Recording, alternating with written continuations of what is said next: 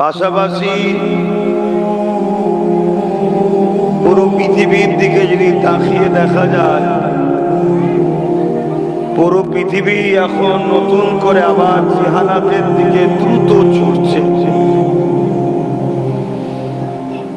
আবার সেই সন্ত্রাসবাদ,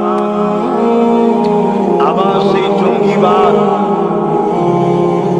আবার সেই আতঙ্কবাদ, আবার সেই রেপ আম হয়ে যাওয়া,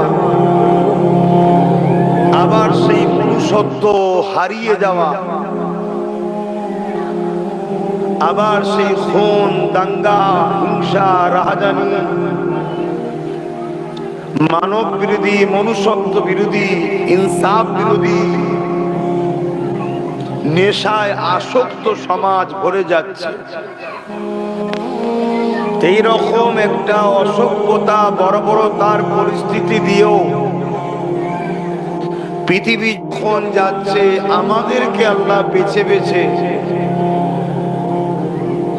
মুহররম উপলক্ষ করে জিকিরে হোসাইন পাক আলোচনার মাহফিল করিয়ে নিচ্ছেন, দ্বীন ইসলামের আলোচনার মাহফিল করিয়ে নিচ্ছেন এবং আসার বসার তৌফিকও দিয়েছেন।